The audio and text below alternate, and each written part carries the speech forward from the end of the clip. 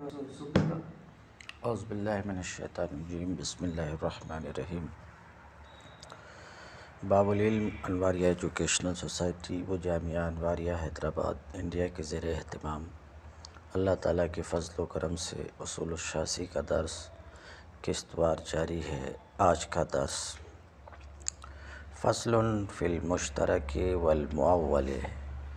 المشترک ما وضع لمعنیین مختلفین او لمعان مختلفۃ الحقائق، مثالہ قولنا جاریہ فإنها تتناول الأمة والسفینہ، والمشتری فإنه يتناول قابل عقد البيع وكوكب السماء، وقولنا بائن فإنه يحتمل البيع والبيان۔ ما سبق میں آپ نے سنا کہ لفظ کی اس اعتبار سے، سمجھ رہے ہیں کہ لفظ کی اس اعتبار سے کہ وہ معنی کے لیے وضع کیا گیا ہے، سمجھ رہے ہیں، لفظ کی باعتبار وضع کی قسموں کا بیان تھا، سمجھ رہے ہیں کیا کہ لفظ یا تو ایک معنی کے لیے موضوع ہوگا یا ایک سے زائد معنی کے لیے موضوع ہوگا۔ اپنی زبان میں کہیں کہ لفظ ایسا ہوگا کہ اس کو ایک معنی کے لیے وضع کیا گیا ہوگا یا ایک سے زائد معنی کے لیے وضع کیا گیا ہوگا۔ وضع تو آپ سمجھ رہے ہو، وضع لفظ کو کسی معنی کے مقابل میں خاص کرنا، بات سمجھ رہے کہ نہیں؟ جیسے مثال کے طور پہ کپ ایک لفظ ہے، اس کو ایک معنی کے مقابل میں، اس طرح کی چیز کے مقابل میں خاص کیا گیا، اس لیے جب لفظ کپ بولا جاتا تو اس طرح کی ایک مخصوص چیز سمجھی جاتی۔ بہرحال تو وضع تو سمجھ رہے ہو۔ تو شروع کتاب میں اس بات کا ذکر ہوا کہ لفظ یا تو ایک معنی کے لیے وضع کیا گیا ہوگا یا ایک سے زائد معنی کے لیے وضع کیا گیا ہوگا۔ اگر ایک معنی کے لیے لفظ وضع کیا گیا ہے، سمجھ رہے کہ نہیں، تو افراد سے انفراد پر اگر دال ہے تو وہ خاص ہے، اور افراد سے انفراد پر دال نہیں ہے تو وہ عام ہے۔ خاص اور عام اس کا بیان گزر چکا، اب باقی رہا کس کا؟ کیا کام ہے؟ لفظ یا تو ایک معنی کے لیے وضع کیا گیا ہوگا یا ایک سے زائد معنی کے لیے۔ اگر ایک سے زائد معنی کے لیے وضع کیا گیا ہے تو ان معنی میں سے کوئی ایک معنی تاویل کے ذریعے راجع ہوا ہے یا تاویل کے ذریعے راجع نہیں ہوا ہے۔ اگر تاویل کے ذریعے سے راجع نہیں ہوا ہے تو مشترک ہے، ورنہ مؤول ہے۔ میں بول رہا ہوں، بالکل صاف بات بول رہا ہوں، لیکن آپ کے دماغ میں کوئی بات اٹک نہیں رہی ہے۔ کیوں نہیں اٹک رہی؟ اس لیے کہ آپ ذرا بھی مطالعہ نہیں کیے ہیں، بغیر مطالعہ کر کے آئے۔ تھوڑا مطالعہ کر کے آتے تھے تو بات سمجھ میں آتی رہتی تھی۔ اب پھر سے سنو، میں پوری بات بول دیا، سمجھ میں آپ کو کیا بھی نہیں آیا تو میں کچھ نہیں کر سکتا۔ دیکھو، کوئی لفظ ایسا ہوتا ہے جو ایک معنی کے لیے موضوع ہوتا، بات سمجھ رہے ہیں، اور کوئی لفظ ایسا ہوتا ہے جو ایک سے زائد مختلف معنی کے لیے موضوع ہوتا، بات سمجھ رہے ہیں؟ دیکھ لو، جیسے ہمارے آس پاس میں رکھی ہوئی چیز ہے، سمجھ رہے ہیں، تو اس میں سے جیسے موبائل ایک لفظ ہے جو ہم منہ سے بولتے ہیں، وہ لفظ ہے، یہ ایک مخصوص معنی کے لیے وضع کیا گیا کہ جب یہ کس کے لیے مخصوص معنی کے لیے وضع کیا گیا، بات سمجھ میں آ رہی ہے کہ نہیں، ایک خاص معنی کے لیے وضع کیا گیا جو آج عام طور سے قریب ہر آدمی کے ہاتھ میں وہ چیز رہتی ہے جس سے بات کی جاتی ہے، سمجھ رہے ہیں کہ نہیں، سمجھ میں بات آ رہی ہے۔ تو کوئی لفظ ایسا ہوتا ہے جو صرف ایک معنی کے لیے موضوع ہوتا ہے، یہ موضوع سمجھ رہے ہو کہ نہیں، وضع سے موضوع بنا، وضع کیا کسے کہتے ہیں، ایک چیز کو دوسری چیز کے مقابلے میں خاص کرنا، وضع لفظ کو معنی کے مقابلے میں خاص کرنا۔ اب موبائل کے لفظ میں بولا تو اس سے آپ کا ذہن کس کی طرف جاتا ہے، وہی جس سے آپ بات کرتے ہو دور دراز میں، اسی کی طرف تو جاتا ہے۔ کیوں جاتا ہے؟ اس لیے کہ یہ لفظ اسی کے مقابل میں وضع کیا گیا ہے، اس لیے ذہن اسی کی طرف آپ کا جاتا ہے۔ بات سمجھ میں آ رہی ہے؟ ہاں، تو کیا کہہ رہا تھا، تو آس پاس کی چیزوں میں نظر کیا تو ہم نے موبائل، ٹھیک ہے، یہ ایک ایسا لفظ ہے جو ایک معنی کے لیے وضع کیا گیا ہے، ٹھیک ہے۔ چشمہ لفظ ہے کہ نہیں، بول ہے نا لفظ، دیکھو تو یہ لفظ کس کے لیے وضع کیا گیا ہے، ایک ہی معنی کے لیے وضع کیا گیا نہیں، ایک تو چشمے کا لفظ اس چیز کے لیے بھی وضع کیا گیا ہے جسے ہم آنکھ پر چڑھاتے ہیں اپنی روشنی کو بڑھانے کے لیے، بات سمجھ رہے ہیں، اس کے لیے بھی چشمے کا لفظ وضع کیا گیا ہے، اور چشمے کا لفظ ایک اس کے لیے کہ زمین سے جو پانی پھوٹ کر کے نکلتا اس کے لیے بھی، تو چشمہ کا لفظ ایک معنی کے لیے موضوع ہے یا کئی معنی کے لیے موضوع ہے، ہوا نا، کیا سمجھ میں آیا دونوں باتوں کو ملا کر کے؟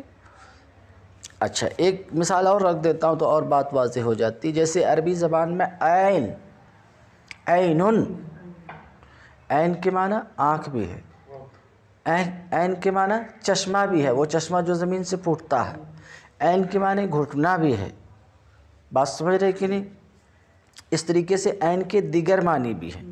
تو ابھی 3 مثال تمہارے سامنے رکھا، کیا موبائل، چشمہ اور عین، دیکھ رہے ہو، بولو با، اب ان تینوں میں کیا فرق ہے؟ موبائل ایک ایسا لفظ ہے جو ایک معنی کے لیے وضع کیا گیا ہے، چشمہ ایک ایسا لفظ ہے ایک سے زائد معنی 2 معنی کے لیے وضع کیا گیا ہے، اور عین ایک ایسا لفظ ہے جو 2 سے بھی زائد معنی کے لیے وضع کیا گیا، بات سمجھ رہے ہیں؟ تو اس کو ہم سمیٹ کر کے بول سکتے ہیں کہ کوئی لفظ تو ایسا ہوتا ہے جو صرف ایک معنی کے لیے وضع کیا گیا، بولو پلو، اور کوئی لفظ ایسا ہوتا ہے جو ایک سے، تو اگر لفظ ایسا ہے کہ وہ ایک معنی کے لیے وضع کیا گیا ہے، یعنی لفظ کا صرف ایک ہی معنی ہے، تو یہاں تو کوئی پرابلم نہیں، جب لفظ بولا جائے گا تو وہی معنی سمجھا جائے گا، بولو جی، ہاں، لفظ موبائل کا صرف ایک معنی، تو جب موبائل بولا جائے گا، بات سمجھ رہے کہ نہیں، موبائل بولا جائے گا تو وہی معنی سمجھا جائے گا، اس کے لیے الگ سے کسی قرینہ اور دلیل کی تو ضرورت نہیں، کیونکہ اکلوتا بیٹا ہے اس کا، جتنا رہتا سب وہی لیتا ہے، بات سمجھ میں آ رہی کہ نہیں۔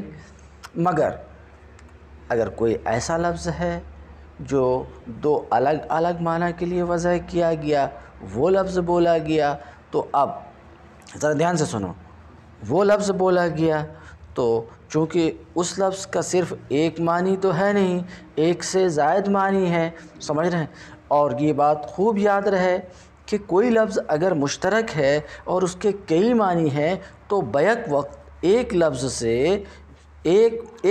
سے بیک وقت دونوں معنی مراد نہیں لیے جا سکتے، کوئی ایک معنی ہی مراد ہوگا،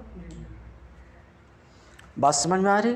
تو اب کوئی ایک معنی ہی مراد، دونوں معنی مراد لیا جانا جائز نہیں ہے، کوئی ایک معنی ہی مراد لیا جائے گا، تو اب کیسا مراد لیا جائے گا جب لفظ کے 2 معنی ہیں، لفظ 2 معنی کے لیے وضع کیے گئے، دونوں معنی مراد لیے نہیں جا سکتے ہیں کسی بھی جملے میں ایک لفظ سے ایک وقت میں، تو کوئی ایک معنی مراد لینا، تو اب مراد لینے کے لیے کوئی قرینہ، کوئی دلیل ہونا چاہیے کہ نہیں، اسی لیے مشترک کا حکم کیا ہے، توقف، رکنا، کیا مشترک کا حکم کیا ہے؟ رکنا، جب تک کہ کوئی دلیل قائم نہ ہو جائے کہ اس کے معنی میں سے فلاں معنی مراد ہے۔ بات سمجھ رہے ہیں؟ بولو بھائی، چشمہ خوبصورت ہے، یہ چشمہ مشترک ہے کہ نہیں؟ بول پلو، چشمہ مشترک ہے کہ نہیں؟ اب جو یہاں بولے چشمہ سے کون سا چشمہ مراد ہے؟ بولو، آنکھ میں پہننے والا بھی اور زمین سے پھوٹنے والا بھی، دونوں یہاں پر مراد ہے، تو ایسا نہیں ہو سکتا۔ کیوں؟ مشترک میں عموم جائز نہیں ہے۔ مشترک کے اگر کئی معنی ہیں تو ایک سے زائد معنی ہیں تو وہ تمام معنی بیک وقت مراد نہیں لیے جا سکتے، یہ جائز بات سمجھ رہے ہیں؟ تو اب چشمہ خوبصورت ہے، یہاں پر چشمہ کا کون سا معنی مراد ہے؟ بولو بھائی، وہ جسے آنکھ میں پہنتے ہو یا وہ جو زمین سے پھوٹتا ہے، کون سا معنی مراد ہے؟ بولو با، کوئی دلیل چاہیے، کوئی؟ جب تک دلیل نہیں تو توقف، ٹھہرے رہنا۔ کیوں؟ کیونکہ اس کا ایک معنی رہتا تھا تو فوراً وہ معنی سمجھ میں آ جاتا تھا، مراد لے لیا جاتا تھا، لیکن ایک نہیں، اس کے دو معنی ہیں، تو کوئی ایک معنی مراد لیے جانے کے لیے کوئی دلیل چاہیے کہ نہیں؟ تو مشترک کا حکم کیا ہے؟ توقف، جب تک کہ کسی ایک معنی کے مراد لیے جانے پر دلیل قائم نہ۔ بہرحال ابھی اتنی دیر ذرا لمبی گفتگو ہو گئی، مجھے صرف اتنی سی بات بتانی تھی کہ لفظ موضوع وہ لفظ جو کسی معنی کے لیے وضع کیا گیا ہے، دیکھنا یہ کہ لفظ ایک معنی کے لیے موضوع ہے یا ایک سے زائد معنی کے لیے موضوع ہے۔ اگر لفظ ایک معنی کے لیے وضع کیا گیا ہے تو وہ یا تو خاص ہے یا عام، جس کی تفصیل پیچھے گزر چکی، اب میں اس کو پلٹاتا نہیں۔ ایک سے زائد معنی کے لیے لفظ وضع کیا گیا، لفظ ایک سے تو وہ لفظ یا تو مشترک ہے یا مؤول۔ اب تم نے کہا کہ ایک سے زائد معنی کے لیے لفظ کیسے موضوع ہوتا؟ کوئی ایسی مثال دیجئے، سمجھ رہے ہیں، جس سے ہم سمجھیں کہ ایک لفظ ایک سے زائد معنی کے لیے وضع کیا گیا، تو اس کی 3 مثال ابھی ہم نے بیان کیا۔ مثال کے طور پہ ہم نے کہا کہ دیکھو چشمہ ایک لفظ ہے، مثال کے طور پہ سونا ایک لفظ ہے کہ نہیں؟ بولو بھائی، یہ وضع کیا گیا ہے کس کے لیے؟ ایک خاص کام پر جو بستر پہ جاتے ہیں ہم اور اپنی آنکھ بند کر کر کے کھراٹے لیتے ہیں، اس کے لیے بھی سونا ہے۔ بولو با، تو سونا جب بولا جاتا تو ذہن اس کی طرف بھی جاتا، یہ لفظ اس کے لیے بھی وضع کیا گیا ہے۔ اسی طریقے سے ایک چمچماتی چمکتی ہوئی دھات کے لیے بھی جا کر کے وضع کیا گیا، جس کو دیکھنے کے بعد آنکھوں کی روشنی بڑھ جاتی، سمجھ رہے کہ نہیں؟ گولڈ، اس کے لیے بھی وضع کیا گیا۔ تو اس کا مطلب کیا ہوا کہ سونا یہ ایک ایسا لفظ ہے جو مشترک ہے۔ بولے بلو، تو مشترک کس کو کہتے ہیں؟ وہ لفظ جو ایک سے زائد معنی کے لیے وضع کیا گیا۔ تو یہ بات سمجھ میں آئی نا کہ کوئی لفظ ایسا ہوتا جو صرف ایک معنی کے لیے موضوع ہوتا، اور کوئی لفظ ایسا ہوتا جو ایک سے زائد معنی کے لیے موضوع ہو۔ اگر ایک معنی کے لیے موضوع ہے تو وہ یا تو خاص ہے یا عام، علی سبیل الانفراد ہے تو خاص ہے، اور علی سبیل شمول ہے، سمجھ رہے، انفراد نہیں ہے تو عام ہے، اس کی بحث گزر چکی۔ اور ایک سے زائد معنی کے لیے لفظ وضع کیا گیا ہے تو وہ کیا ہے؟ سمجھ رہے ہیں؟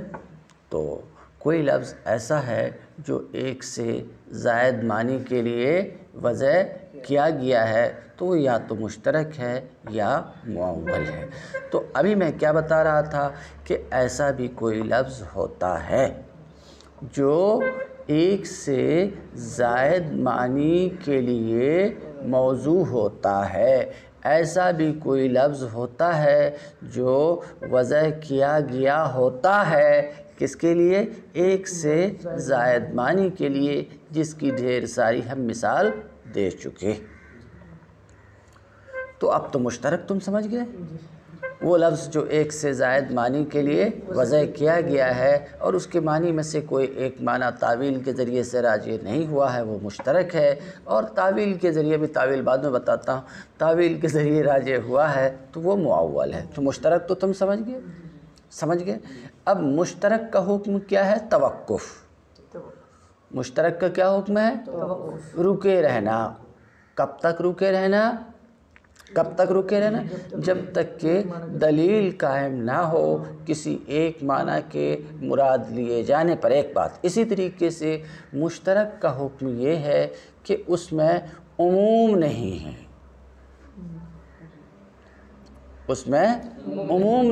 عموم نہیں ہونے کا کیا مطلب؟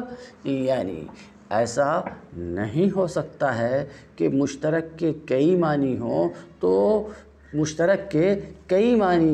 تو وہ تمام معنی بیک وقت مراد ہوں، ایک لفظ سے یہ جائز نہیں ہے، بلکہ سمجھ رہے کہ نہیں، بلکہ مشترک کے معنی میں سے کوئی ایک معنی ہی مشترک سے مراد لیا جائے گا، ایک وقت میں مشترک کے تمام معنی مراد نہیں لیے جا سکتے۔ تیسری بات سمجھ میں آئی؟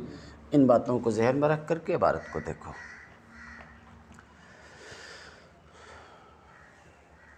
فصل فی المشترک والمعول، یہ فصل کس کے بیان میں ہے؟ مشترک اور معول کے بیان میں۔ تو سمجھ چکے لفظ کی باعتبار وضع کی کتنی قسمیں ہیں؟ 4 قسم، خاص، عام، مشترک، معول۔ خاص عام کا بیان اب تک گزر چکا، اب بیان کس کا شروع ہو رہا ہے؟ مشترک اور معول۔ یہ فصل مشترک اور معول کے بیان میں ہے، ٹھیک ہے؟ اب المشترک سے مشترک کی کیا کر رہے ہیں؟ تعریف کر رہے ہیں کہ مشترک کسے کہتے ہیں۔ المشترک ما وضع لمعنیین مختلفین، مشترک وہ لفظ ہے جو 2 مختلف معنی کے لیے وضع کیا گیا ہو۔ مثال دے چکا میں، جیسے سونا مشترک ہے کیونکہ سونا ایک ایسا لفظ ہے جو 2 الگ معنی کے لیے وضع کیا گیا ہے، کہتے ہیں۔ اور لمعان مختلفۃ الحقائق، ایک تعریف ہو چکی کہ مشترک وہ لفظ ہے جو 2 مختلف معنی کے لیے وضع کیا گیا ہو یا ایسے معنی کے لیے وضع کیا گیا، یعنی 2 سے زائد ایسے معنی کے لیے وضع کیا گیا جن کی حقیقتیں کیا ہو؟ مختلف ہوں۔ جیسے اس کی بھی مثال دے دیا، عین۔ یہ بات سمجھ میں آ گئی؟ کہتے ہیں مثالہ قولنا، مشترک کی مثال ہم دے چکے، صاحب کتاب بیان کر رہے ہیں۔ مشترک کی مثال ہمارا قول جاریہ، جاریتن، یہ مشترک ہے۔ کیا کہہ رہے ہیں؟ جاریتن مشترک ہے۔ کیونکہ جاریتن کا معنی لفظ جاریتن کو واضح نے، واضح سمجھ رہے ہیں؟ وضع کرنے والے نے، یعنی اس لفظ کے وضع کرنے والے نے لفظ جاریہ کو واضح نے وضع کس کے لیے کیا ہے؟ باندی کے لیے بھی اور کشتی کے لیے بھی،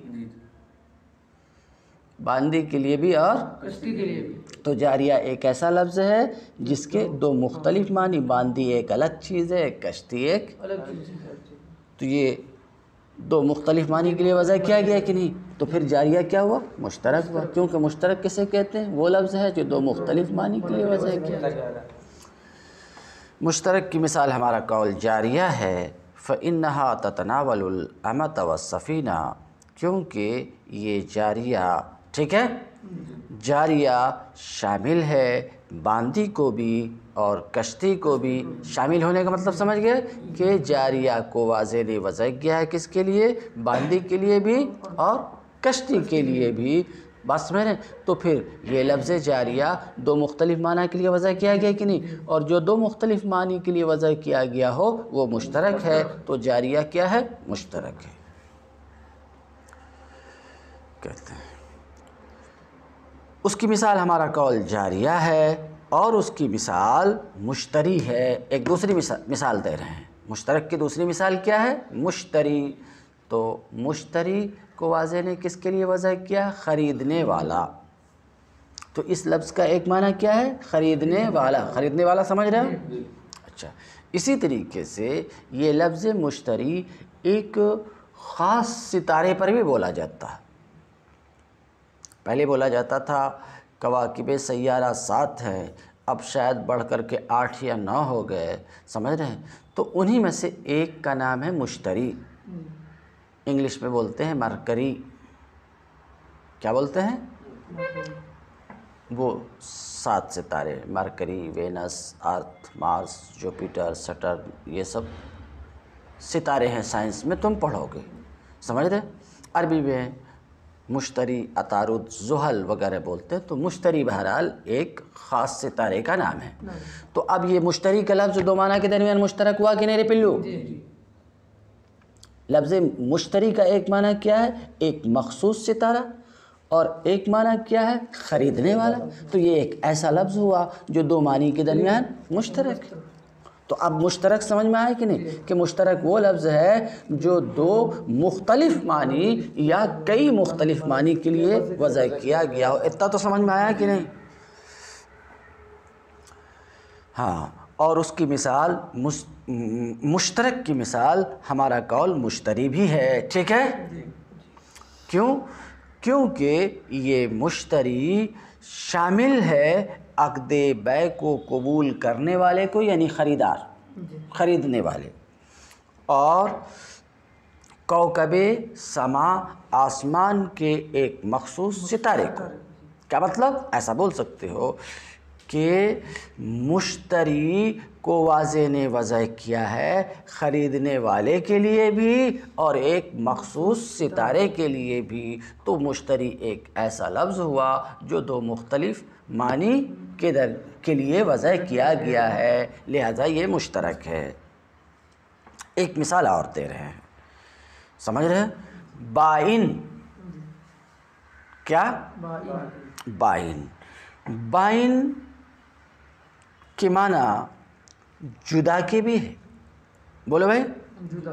جدا، الگ. اور بائن کے معنی ظاہر کے بھی ہے. کیا؟ ظاہر.